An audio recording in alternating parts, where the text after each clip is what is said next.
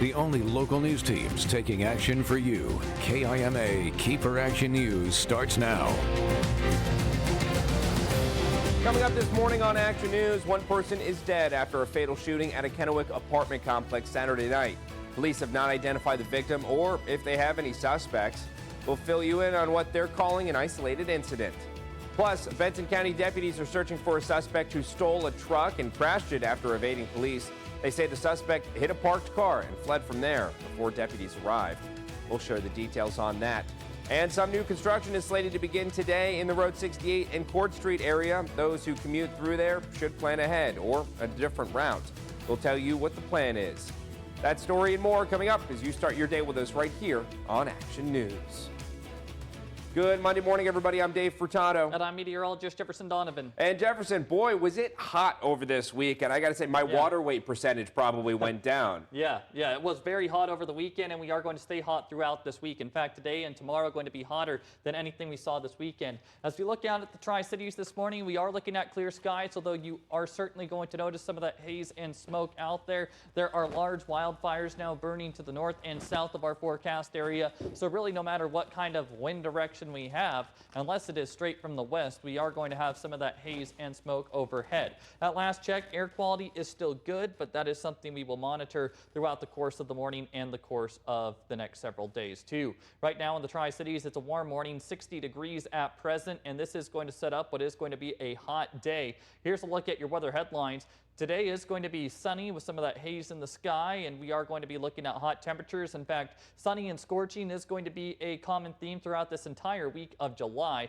Our hottest temperatures will be tomorrow, as most area communities see high temperatures rising to right around 110 degrees. And then on Wednesday, that is the day that most of us, at least in the weather community, are concerned about with extreme fire danger as temperatures stay hot and winds also increase. I will continue to break down your weather forecast, and we will talk about those winds, especially on Wednesday, coming up.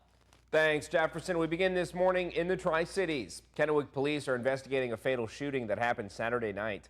According to Kennewick police, they responded just after 7 p.m. to the Crown Village apartments after getting reports of shots being fired. When they arrived on scene, they found a man in the parking lot who had been shot several times.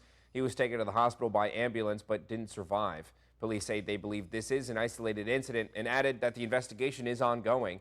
The identity of the victim has yet to be released. A man is in jail after illegally entering the Yakima airport. According to Yakima police, they were called to the airport Sunday afternoon after a man entered the runway on foot without permission. All flight traffic at the airport was stopped so authorities could stop the suspect. They say the man appeared to be in an altered mental state, and he's currently been booked into the Yakima County Jail for criminal trespass. And deputies are looking for a suspect that stole a car and fled the scene. The Benton County Sheriff's Office responded to a vehicle theft in Benton City off Carroll Avenue. Deputies say they attempted to stop the driver from fleeing, but they turned all the lights off on the car to avoid capture. While officials were searching for the suspect in the area and the vehicle as well, they received a call that there was a crash close to where the stolen vehicle was last seen. Arriving deputies found the stolen vehicle around the area of 11th and Anna Jean Street. They say the suspect hit a parked car and fled. Deputies are still looking for the suspect. Washington State Patrol troopers are trying to determine what caused a serious crash in Yakima County that sent 6 people to the hospital Saturday evening. According to troopers, it happened at 5:45 near milepost 38 on Interstate 82 when an SUV with 5 people rolled into the median and hit a car heading in the opposite direction. Everyone involved was taken to local hospitals, and there's no word on their conditions. 4 of the people were under the age of 18. Troopers say charges could be pending against the driver of the SUV. Folks commuting through Pasco may need to plan ahead beginning today. City officials tell us the construction of a new roundabout at Road 68 and West Court Street is slated to get started. They say the project, which will continue through mid-September, will cause the closure of Road 68 on the north end of the intersection. We're told the construction is meant to increase traffic safety by reducing high-speed collisions and congestion. Drivers should expect delays and plan to use alternative routes.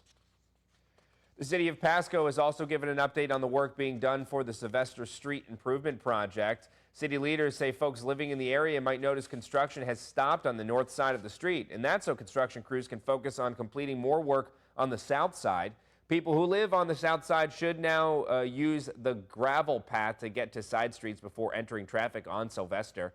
The city says they expect this to remain in effect to help keep everyone safe until August 10th, when a majority of the work in the area is expected to be finished.